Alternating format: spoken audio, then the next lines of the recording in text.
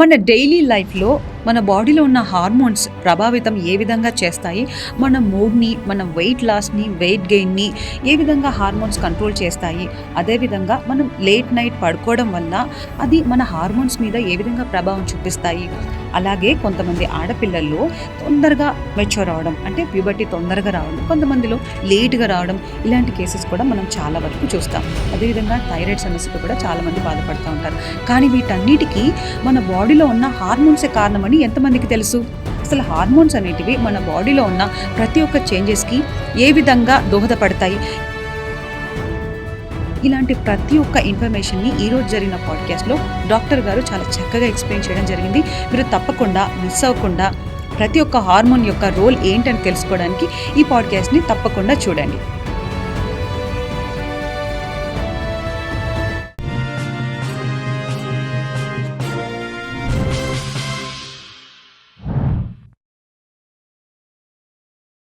ఇప్పుడు థైరాయిడ్ గురించి మాట్లాడుకుంటే డాక్టర్, ఇప్పుడు PCOS, PCOD అంటే ఇవి కూడా చాలా ఎక్కువైపోతున్నాయి.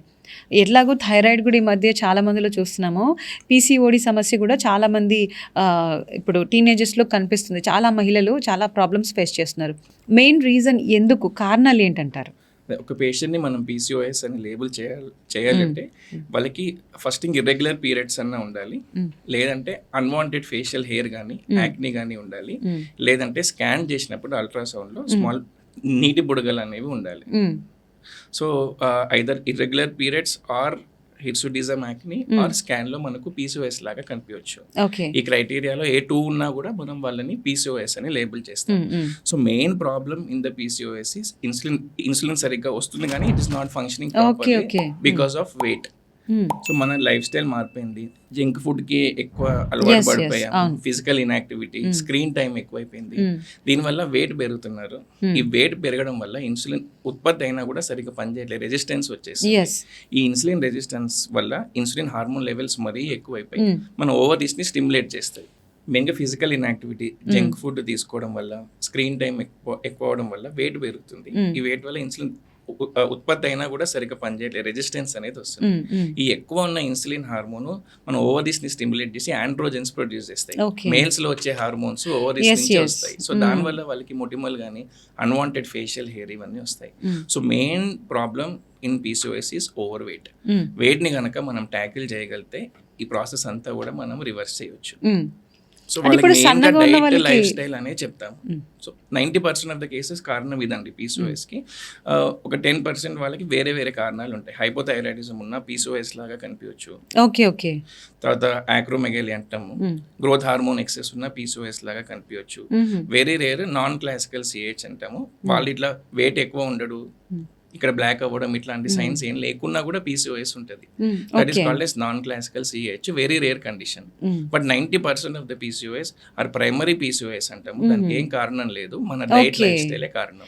ఇప్పుడు సన్నగా ఉన్న వాళ్ళలో కూడా PCOS అనేది ఉంటుందా డాక్టర్? అవునండి, సన్నగా ఉన్న వాళ్ళలో కూడా PCOS అనేది ఉంటుంది. Very rare condition, non classical CH అంటాము. సో దానివల్ల వాళ్ళకి PCOS, ఇర్రెగ్యులర్ పీరియడ్స్, యాక్ని అనేవి ఉంటాయి. Very rare, but 90% of the cases it is because of overweight, obesity, insulin resistance. ఆ ఇన్సులిన్ దానివల్ల ఆండ్రోజెన్స్ హార్మోన్స్ ఎక్కువైపోతాయి, మేల్స్ లో ఉండే హార్మోన్స్, దానివల్ల irregular periods, acne, unwanted hair. దీనికి ట్రీట్మెంట్ ఏ విధంగా ఉంటుంది? వెయిట్ లాస్ అండి. Weight loss is the only treatment for PCOS. మనకి ఇన్సులిన్ రెసిస్టెన్స్ వల్ల వాళ్ళకి రిస్క్ కూడా ఉంటుంది, ఫ్యూచర్లో డయాబెటీస్, టైప్ 2 డయాబెటీస్. కొంతమంది టాబ్లెట్స్ తీసుకుంటూ ఉంటారు కదా.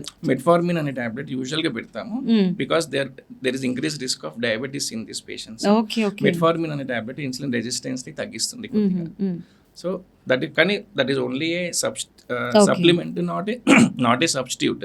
మెయిన్ గా డైట్, లైఫ్ స్టైల్ చేసి వాళ్ళు ఉన్న వెయిట్ లో ఒక 10% వెయిట్ లాస్ అయినా కూడా ఈ హార్మోనల్ చేంజెస్ అన్ని కూడా కంట్రోల్లో ఉంటాయి. ఓకే డాక్టర్, ఇప్పుడు చాలా మంది స్ట్రెస్ఫుల్ గా ఉంటున్నారు ఈ మధ్య కాలంలో, ఎక్కువగా హార్మోన్ ప్రాబ్లమ్స్ అని చెప్తా ఉంటారు డాక్టర్స్ కూడా. అంటే ఇప్పుడు స్ట్రెస్ కి కూడా హార్మోన్స్ కి ఏం సంబంధం? తర్వాత కార్టిజోల్ హార్మోన్ అనేది అంటే ఏ విధమైన రోల్ ప్లే చేస్తుంది? డెఫినెట్ గా అండి, మనకి ఇప్పుడు మారుతున్న లైఫ్ స్టైల్లో we are exposed to chronic stress, work లో స్ట్రెస్, ఫ్యామిలీ పరంగా స్ట్రెస్. ఈ స్ట్రెస్ అనేది వల్ల కార్టిజాల్ అనే హార్మోన్ పెరుగుతుంది. ఈ కార్టిజాల్ పెరగడం వల్ల బెల్లీ ఫ్యాట్ అనేది పెరిగిపోతుంది. సో ఆ belly fat is active fat. అక్కడ ఫ్యాట్స్ అన్ని కూడా కంటిన్యూస్ గా ఎప్పటికెప్పుడు బ్రేక్ అవుతూ ఉంటాయి. That will contribute to insulin resistance, fatty liver. అదొకటి. ఈ కార్టిజాల్ పెరగడం వల్ల fatty liver, insulin resistance, belly fat వస్తుంది, షుగర్ వచ్చే ప్రమాదం ఉంటుంది, యాంగ్జైటీ, డిప్రెషన్ లాగా వాళ్ళకి మూడ్ చేంజెస్ అనేవి వస్తాయి, బీపీ వచ్చే రిస్క్ ఉంటుంది, ఆస్టియోపోరోసిస్ అంటాం, బోన్స్ వీక్ అవుతాయి. So chronic stress is not good. We have to go for relaxation techniques. ఇవాళ రేపు చాలా అవైలబుల్ ఉన్నాయి. మనకు old methods, traditional methods, yoga, meditation will help అండి. సో కార్టిజాల్ అనేది స్ట్రెస్ హార్మోన్. బాడీలో మనకు అక్యూట్ స్ట్రెస్ని తట్టుకోవడానికి ఇచ్చారు. Actually nature has given to tolerate acute stress. Acute stress ఉన్నప్పుడు కార్టిజాల్ అనే హార్మోన్ రిలీజ్ అయ్యి ఆ స్ట్రెస్ నుంచి మనం అవుట్ ఆఫ్ ద స్ట్రెస్ తీసుకొచ్చే హార్మోన్ కార్టిజాల్. కానీ మనం ఏం చేస్తున్నాం, మన లైఫ్ స్టైల్, మన దీన్ని బట్టి క్రానిక్ స్ట్రెస్ కి ఎక్స్పోజ్ అవ్వడం వల్ల కార్టిజాల్ లెవెల్స్ అలాగే కంటిన్యూస్ గా ఎక్కువ ఉంటున్నాయి అన్నమాట. అట్లా కంటిన్యూస్ గా కార్టిజాల్ ఎక్కువ ఉండడం వల్ల ఇవన్నీ ప్రాబ్లమ్స్. అంటే ఇప్పుడు కార్టిజాల్ అనేది మంచిదంటారా లేదా? అక్యూట్ గా మంచిది. ఆ సిచ్యువేషన్ నుంచి మనకు out of the fear or flight are fight hormone అంటాం. ఆ సిచ్యువేషన్ ఐదర్ ఫైట్ అనే చేయాలి, దాని నుంచి పారిపోవాలి. అట్లాంటి hormone is cortisol. Acute condition వచ్చిన స్ట్రెస్ హార్మోన్. కానీ మనం క్రానిక్ స్ట్రెస్ కి ఎక్స్పోజ్ అవుతున్నాం. అట్లా కార్టిజాల్ కంటిన్యూస్ గా ఎక్కువ ఉంటే ఇట్స్ డేంజరస్. ఆ పర్టికులర్ సిచ్యువేషన్ తట్టుకోవడానికి వస్తే దట్ ఈస్ వెరీ గుడ్. అది లేకుంటే బీపీ పడిపోతుంది, షుగర్ పడిపోతుంది, హైపోగ్లైసిమియా, హైపోటెన్షన్, ఆ స్ట్రెస్ ని మనం తట్టుకోలేమన్నమాట. సో అది very good hormone to tackle acute stress. Chronic stress లో కంటిన్యూస్ గా కార్టిజాల్ లెవెల్స్ రేజ్డ్ ఉంటే మాత్రం ప్రమాదం. ఓకే డాక్టర్, ఇప్పుడు స్లీప్ గురించి మాట్లాడుకుంటే చాలా మంది ఈ మధ్య కాలంలో చూస్తే ఈ జనరేషన్ లో తక్కువ నిద్రపోతున్నారు. ఎక్కువగా మొబైల్ చూడడం కానివ్వండి, నెట్ఫ్లిక్స్ చూడడం, అలా ఇలా చేయడం కానివ్వండి, మిడ్ నైట్ వరకు మెలకువతో ఉండి 2 1 అలా పడుకోవడం చేస్తున్నారు కదా. ఇలా నిద్రపోకపోవడం వల్ల హార్మోన్స్ మీద ఏమైనా ప్రభావం చూపుతాయా? డెఫినెట్లీ అండి. Sleep has a major role in respect to hormones. ఒక క్లాక్ ఇంటర్నల్ గా కూడా ఉంటుంది, సర్కేడియన్ రిథమ్ అంటాం దాన్ని. బయట ఒక క్లాక్ ఉంటుంది, బయోలాజికల్ ఇంకో క్లాక్ ఉంటుంది. సో ఆ పర్టికులర్ క్లాక్ కి మనం అడ్జస్ట్ కావాలి. కంటిన్యూస్ 7 to 8 hours స్లీప్ కావాలి. సో నార్మల్ కార్టిజాల్ లెవెల్స్ గురించి మాట్లాడుకుంటే మార్నింగ్ 4 to 6 AM పీక్ ఉంటుంది, సాయంత్రంకి వచ్చే వరకు అది తగ్గిపోతుంది. సో మనం ఏం చేస్తున్నాం, మన లైఫ్ స్టైలే మార్చుకుంటున్నాం. లేట్ గా పడుకోవడం వల్ల లోపల ఉన్న క్లాక్ కూడా it's not able to understand what's happening. So అందుకని హార్మోన్స్ అనేవి కూడా ఎట్లా రిలీజ్ కావాలో అట్లా రిలీజ్ కావట్లేదు, ఆ టైమింగ్ అనేది ఫాలో అవ్వట్లేదు. దానివల్ల మనకు ప్రాబ్లమ్స్ వస్తాయి. మెలటోనిన్ అనేది ఇంకొకటి sleep hormone. So melatonin, cortisol ఇవన్నీ కూడా స్లీప్ డిస్టర్బెన్సెస్ లో అఫెక్ట్ అవుతాయి. అందువల్ల sleep disturbances one of the reason for obesity, insulin resistance, diabetes, PCOS. Main problem is sleep disturbances, life style అండి.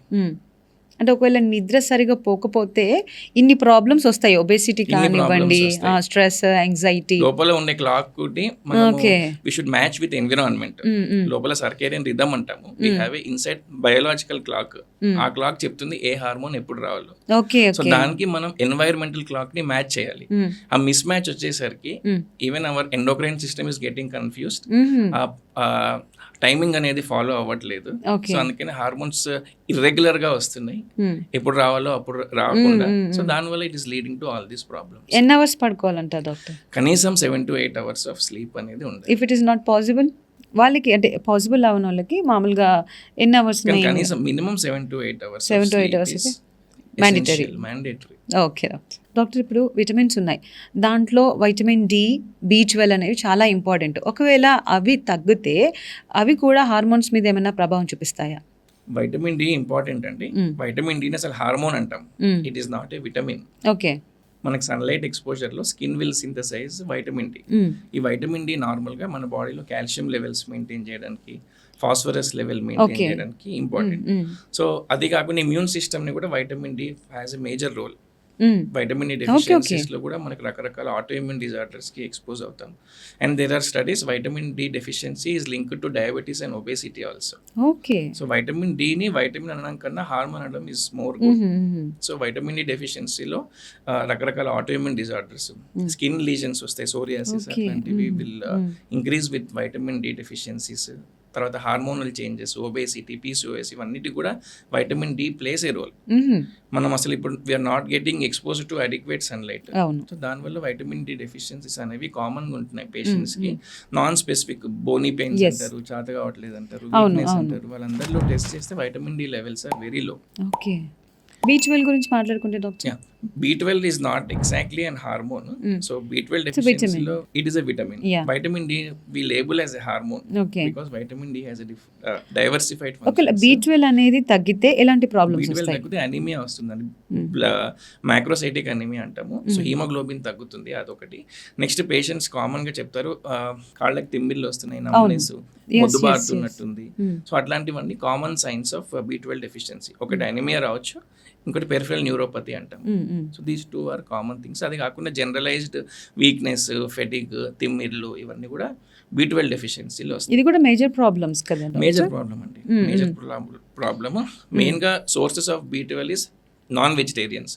మనకి వెజిటేరియన్స్ లో it is more common B12 deficiencies అనేది. Alcohol regular గా తీసుకునే వాళ్ళలో B12 డెఫిషియన్సీస్ ఉంటాయి. డయాబెటీస్ కి metformin అనే టాబ్లెట్ పెడతాము, దానివల్ల కూడా B12 డెఫిషియన్సీస్ అనేది ఎగ్జాసెర్బేట్ అవుతాయి. సో పేషెంట్స్ ఈ కంప్లైంట్స్ చెప్పినప్పుడు వి యూజువల్లీ టెస్ట్ ఫర్ B12. అంటే how often we should check our vitamins levels? If you are having any symptoms, మీకు సిమ్టమ్స్ వస్తుంటే చూసుకోవాలి. స్క్రీనింగ్ అనేది ఇప్పుడు విటమిన్ డి-కి B12 ఏ గైడ్ లైన్స్ కూడా రికమెండ్ చేయట్లేదు. అంటే ఇప్పుడు నార్మల్గా నా విటమిన్స్ ఎలా ఉన్నాయని చెక్ చేసుకోవాలనుకునే వాళ్ళు అంటే ఇయర్లీయా ఏ రకంగా చెక్ చేసుకోవాలి? గైడ్ లైన్స్ ఏం లేవండి, there are no specific guidelines. Symptoms ఉంటే సిమ్టమ్స్, వేగ్ సిమ్టమ్స్ ఉంటే యు హావ్ టు చెక్ చేసుకోవాలి. ఓకే డాక్టర్, ఇప్పుడు ఫాస్టింగ్ చేస్తూ ఉంటారు కొంతమంది, డైటింగ్ కూడా చేస్తూ ఉంటారు. వెయిట్ లాస్ అయ్యేవాళ్ళు, వెయిట్ గెయిన్ అయ్యేవాళ్ళు చాలా రకాలుగా డైటింగ్ చేస్తారు. సో ఈ విధంగా చేయడం వల్ల కూడా హార్మోన్స్ ఏమైనా ఇంబ్యాలెన్స్ అయ్యే ఛాన్స్ ఉంటుందా? ఎస్, డెఫినెట్లీ అండి. Fasting has a role in hormones. So మన కామన్గా సైంటిఫిక్ వే ఆఫ్ ఫాస్టింగ్ ఉంటుంది. కొంతమంది ఫాస్ట్గా తగ్గిపోవాలని క్రాష్ డైట్స్ అని చేస్తారు. సో అసలు ఏం తినకుండా 36 hours, 48 hours అట్లాంటిది diet we don't encourage. Scientific way మనకి ఇంటర్మీడియట్ ఫాస్టింగ్ ఉంది, 16:8. 16 hours ఫాస్టింగ్ ఉంటారు, 8 hours లోనే they complete their meal. Those are scientific ways. దాంట్లో ఏమవుతుందంటే ఇన్సులిన్ లెవెల్స్ తగ్గిపోతాయి మెయిన్ గా. సో ఇన్సులిన్ రెసిస్టెన్స్ తగ్గిపోతుంది. That will help for fat burning. మనకి ఫాస్టింగ్ అంటే it should be scientific process అండి. మనం ఇంటర్మీడియట్ ఫాస్టింగ్ అంటాము, 16:8 hours ఫాస్టింగ్ అంటాము. 16 hours ఫాస్ట్ చేస్తారు వాళ్ళు, మిగతా టైంలోనే దే విల్ ఈట్. ఇట్లాంటి సైంటిఫిక్ మెథడ్స్ ఆర్ ఓకే. కానీ కొంతమంది ఏంటంటే ఫాస్ట్గా వెయిట్ తగ్గిపోవాలని వాళ్ళు 36-48 hours ఏం తినకపోవడం, అట్లాంటివి దోస్ ఆర్ డేంజరస్. అది కూడా బాడీ ఒక స్ట్రెస్ లాగానే ఫీల్ అవుతుంది. అక్కడ కార్టిజాల్ లెవెల్స్ పెరుగుతాయి, అక్కడ థైరాయిడ్ లెవెల్స్ తగ్గిపోతాయి, అక్కడ లెప్టిన్ అనే హార్మోన్స్ అవన్నీ కూడా ఆల్టర్ అవుతాయి. Body will take it as a stress. దానివల్ల కార్టిజాల్ విరిగిపోతుంది, థైరాయిడ్ హార్మోన్ లెవెల్ తగ్గిపోతుంది, ఓవరాల్ మెటబాలిజం తగ్గిపోతుంది, ఎనర్జీ తగ్గిపోతుంది. మళ్ళీ that will again lead to weight gain. So మా పేషెంట్స్ కూడా ఇట్లాంటి డైట్స్ అన్ని మేము ఎప్పుడు బాడీకి అంతలా అలవాటు లేదు, ఎన్ని రోజులు చేయగలుగుతారు అట్లాంటి డైట్? దట్ ఆల్వేస్ అట్లాంటి crash diets are short term diets that will eventually lead to weight gain.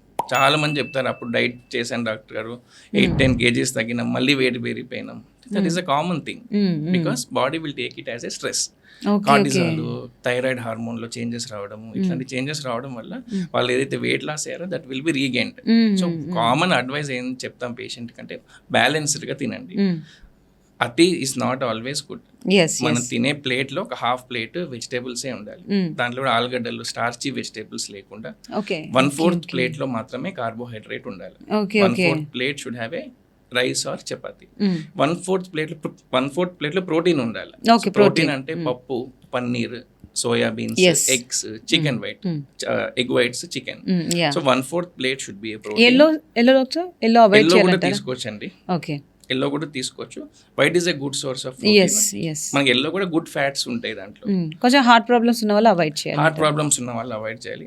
ఒక 4 eggs తీసుకుంటే డైలీ 1 full 3 egg whites అని చెప్తాం. That will balance it. Exactly. So ఈ ర్యాపిడ్గా వెయిట్ లాస్ అవ్వాలి అని డైట్స్ కాకుండా మనం తినే పోర్షన్సే చూసుకొని బ్యాలెన్స్డ్గా తింటే with equal amount of protein, with more of the vegetables, decreasing carbohydrates, regular physical activity ఒక 30 to 40 minutes చేసుకోండి, బ్యాలెన్స్ గా తినండి, దట్ విల్ బి సస్టైన్డ్. ఇట్లాంటి diet they can continue for long time. Keto diets అని, వాళ్ళ crash diets అని, those are not at all not advisable. మనం తీసుకునే ఆహారాన్ని బ్యాలెన్స్డ్ గా తీసుకొని రెగ్యులర్ గా ఫిజికల్ యాక్టివిటీ చేసుకుంటే ఇట్లాంటి ప్రాబ్లమ్స్ అన్ని కూడా తగ్గుతాయి.